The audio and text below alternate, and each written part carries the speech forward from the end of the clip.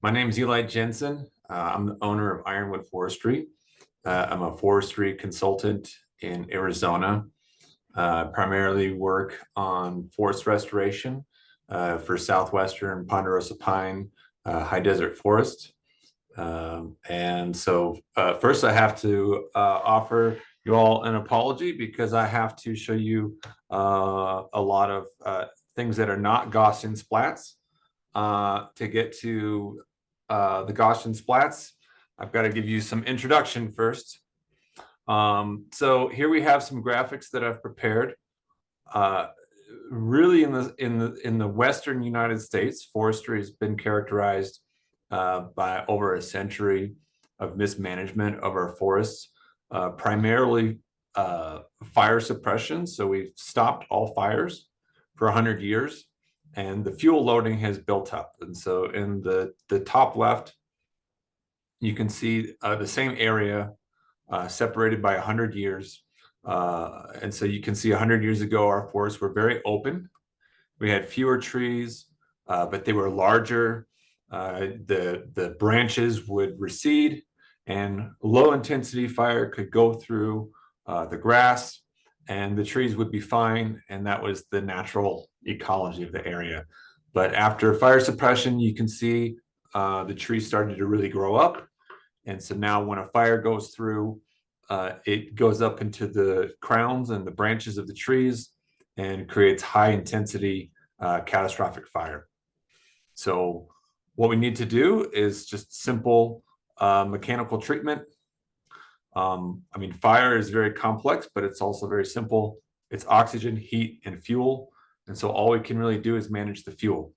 And so on the right, you can see an example of forest restoration.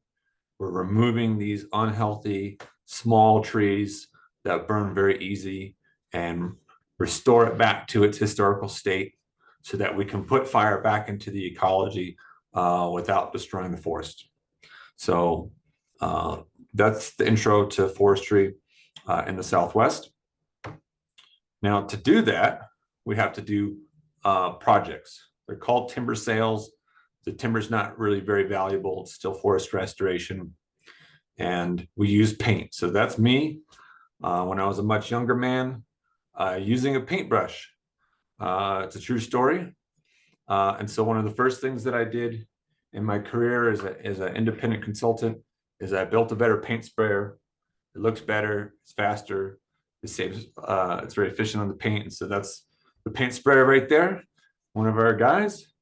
And so down here in the bottom left, you can see kind of like this is the goal, is this really dynamic patchwork where there's groups of trees and there's openings, and it's just really, really variable. And over the last 10 years, you can see these other two examples, like we know what we want to get. We don't know how to communicate that to the operations to achieve the result that we want. And it's a very long learning process. It's, you know, minimum 5 years return on the lesson learned. And so it's a very bad situation. We don't have a lot of tools. So on the very far right is a very recent example that upset a lot of people, as it should. Nobody knows what was going on. Like maybe we're trying to send signals into space, or maybe this is really what they were trying to do, send a QR code into space or something. So that brings me to my work, which is introducing lidar into the forest restoration process with a backpack scanner. So it's on the ground, not from the air. And so everything is captured, the tops of the trees, stems of the trees, and everything in between. And because I'm the one that would go out there and pick which trees that need to stay and which trees need to go, I can attribute the data and kind of see, plan what is this going to kind of look like. And of course, now there's tools with AI that, can help us once we have all of this data, the census level data, what's the best way that we can kind of automate the decision-making process, on which one of these trees needs to go so we can do this process very quickly and efficiently. So here's the project that I've been working on for quite a long time and that I executed this summer. It's 3,000 acres of ground lidar, backpack lidar. This image, the vicinity map, it's outdated. The project is finished. We did it. We scanned every tree in 3,250 acres. As far as I know, it's the largest backpack forestry lidar acquisition that's ever been done. And so we can color it a little bit more palatable. This is just computer coloring. This coloring wasn't collected on any sensor. It's just a height ramp. But this is a 300-acre unit. This is what it looks like now. We went out, we marked it, we interacted with the LiDAR on our Android devices to attribute which trees we painted. And so now we can see, okay, this is what the outcome is going to be. And if we don't like it, well, we can change it, which is really good. And we can keep changing it until it's the way that we want it, and then execute it on the ground. And we're going to get exactly what we see here. So you guys probably can guess where this is going next. So I have video.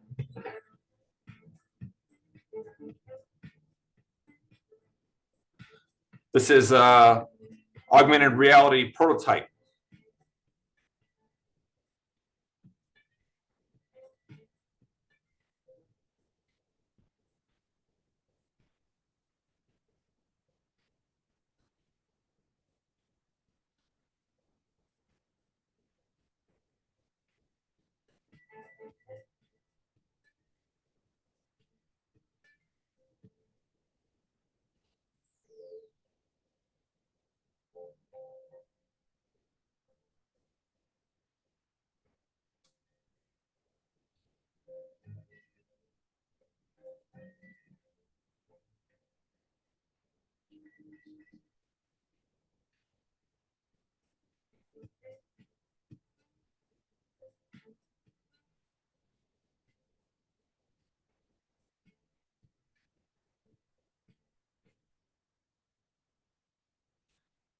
So as you could guess, the end part there was Gaussian splat. I just deleted the cut trees and the splat.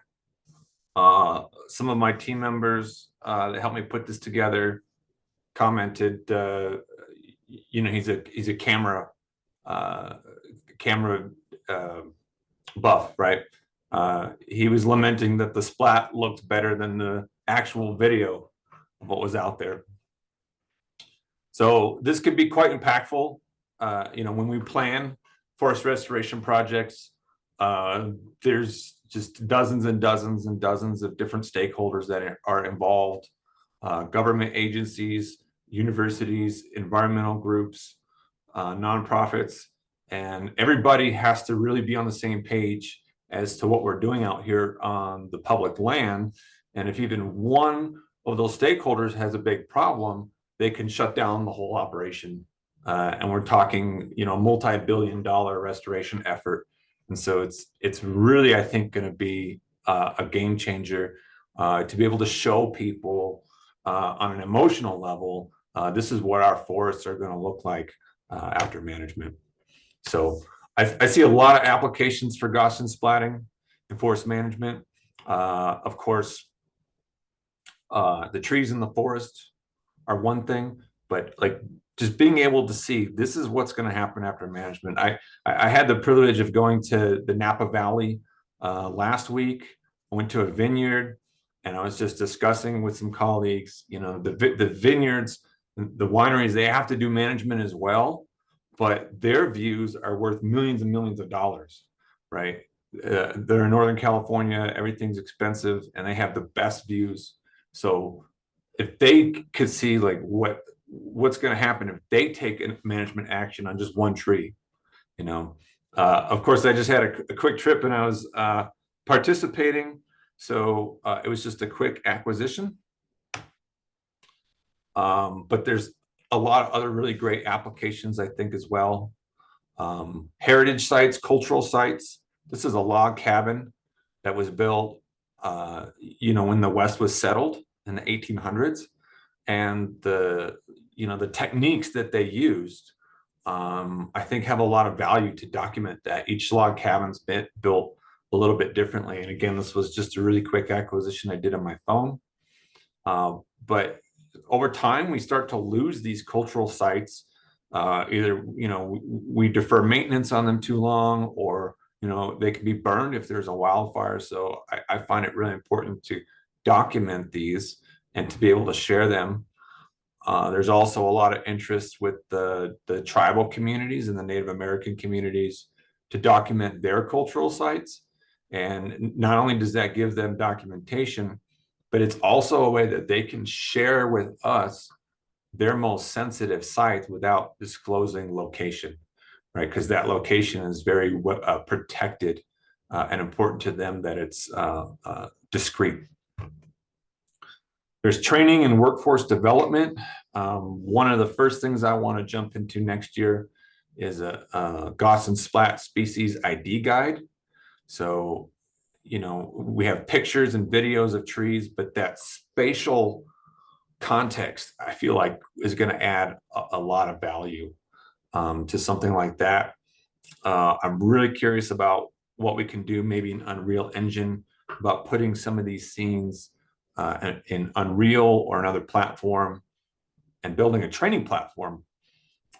Because sometimes, if the weather is poor, it can be quite difficult to get people out into the field to do training.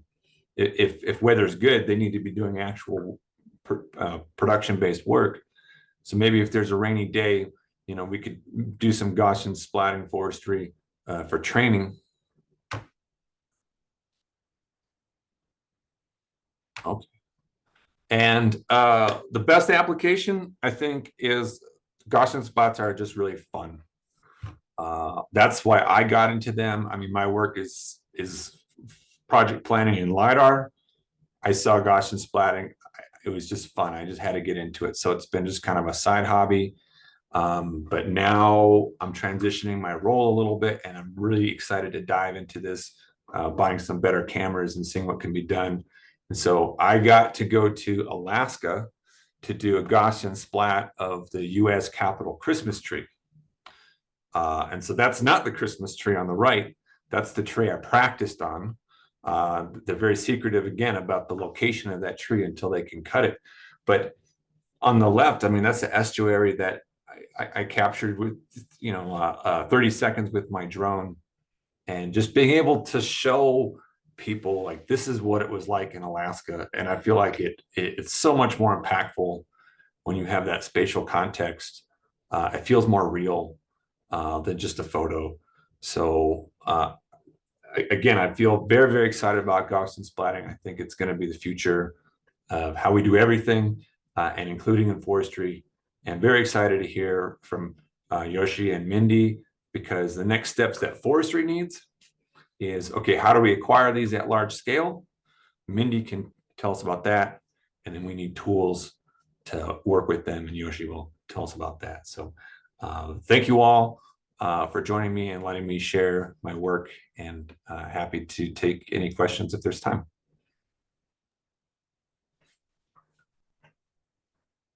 Great. Thanks a lot, Eli. Really good talk. And I just wanted to ask you a question. So, when you started off, you were talking about, forestry and fire management, but later on, you were talking about sort of an emotional component of the management of forestry. Could you talk a little bit more about that? Yeah, absolutely. So in the profession, we call it the art and science of forestry. Forestry is different than, say, construction or architecture. Previously we couldn't measure everything out there. We had to do sampling.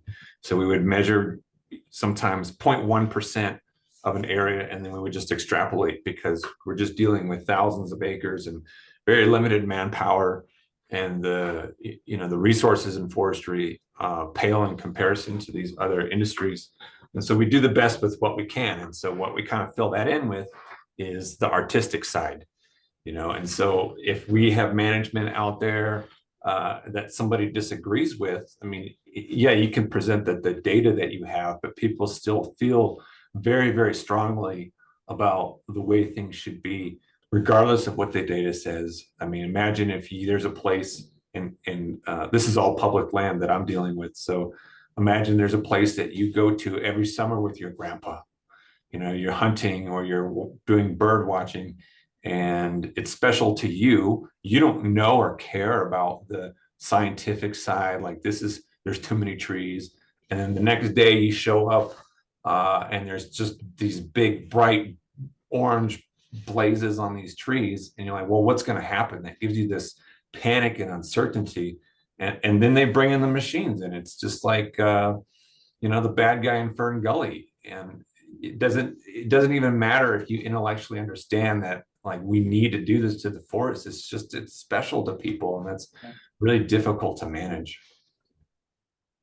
Great, thanks. Yeah, so that it makes total sense then why, Gaussian splatting and being able to visualize these things, right, lets you see right from the human perspective what the result of the cut is. I'm just going to go to our chat. So there's a technical question from Sam Smeet, and who's asking, which tools did you use to edit the Gaussian splats and implement AR with Gaussian splatting? Yeah, great question. So just full disclosure, the augmented reality was in the field. I'm very interested in putting splats in AR, but that's not what you saw. So I did a screen recording with the augmented reality tool that did the tree selection, and then it cut to a screen recording of the splat that I edited in post-shot. Okay, yeah. Okay, that leads us to a question. It was from Felix, and that was what you're using to train splat. So that's post-shot you're using? Yep, I'm a big fan of Luma. I am now consistently hitting their data limit, so I've transitioned to post-shot a lot of the time, and just learned that trick everyone's using with reality capture to register the photos. It is much faster. So it's I'm humbled and just very thankful to the community that there are these very accessible tools out there for no excuse for anybody that wants to get into it, right? Yeah, it's true. There's great tools, and there is a great community. If you hop on, for anyone who's out there, if you haven't hopped on the Discords for any of the tools, there's a very friendly community out there. So, again, Felix has asked a question about capturing tips of forests, and I want to ask the same thing. So I've gone out, I've tried to I love the woods. I've tried to capture a bit of the woods. It didn't go that well. Do you have any capture tips for forests? It's tough. The more I think I have some stable idea of what I'm doing, the more I know that I don't. So it's on my to-do list. I have a A7R5 coming to try out, a rental with all kinds of different lenses to try out. But I've learned, especially, so the drone really likes to do orbits. That seems to work really, really well. Yeah. And then orbiting on the ground, orbiting each individual tree seems to do pretty decently. The grids are not working so great. Okay, interesting. It's all about the orbits, I guess. But the estuary that you saw, like, that was just kind of a back and a forth. So no solid rules yet. Yeah. So are you combining, drone capture with sort of terrestrial, or just sort of walking around taking photos? So you're doing both to capture those scenes? Yeah, I have. And the video that you saw, that was both. And so for me, the easiest thing was I was just holding my drone. Yeah. I would walk in a line, and I did the line back and forth from 3 different angles. And then I did the drone, and the drone really helps to get, like, the ground. When you're that close to the ground, it doesn't stitch together so well. So it really helps with that. Yeah. And then I think you touched on it briefly, but so what's next? What are you hoping to do next with Gaussian splatting? A lot of practice. So like I said, I've got that camera coming. So what is that balance between this is the resolution I want, and how much money do I need in processing and cameras and data that can escalate very quickly, as we all know. But also just kind of waiting and seeing, like, the lidar has been working quite well because you can automate everything, right? You can automatically segment, all 3,000 acres. These are trees. You can turn them on and off. You can measure them. You can filter them. Gaussian splatting needs to catch up to that, and I think it's not that far away. I mean, Amindi and XGrids, I mean, they're taking great leadership in that. So excited to see theirs. But I think that we need a way to capture just large areas, and possibly not with a drone, because there can be restrictions on drone use. So maybe both. And then we need tools to automate. And like with what XGrids is doing, I don't want to speak for Mindy, but just my thoughts. Like if you have the lidar and you have the splats and they're overlapped, and you have changes in the lidar, and then you can just use that as a mask to clip your splat. Like to me, that's the immediate workaround until we get more like automated tools. But I think the automated tools are going to come very quickly, especially with machine learning, species identification, defecting. That's going to be huge. So whoever's working on that, please let me invest in your company, because it's going to be huge. Fantastic. And that's a great, I think, segue into our next speakers. I think that was perfect. Almost as if you planned it ahead of time, but I'm sure you're just a good speaker. So there's a comment in there from Christine saying she's walking through a forest and scanning and would love to connect. So maybe we can put you in touch with Christine. Yeah, I'd love that. Thank you.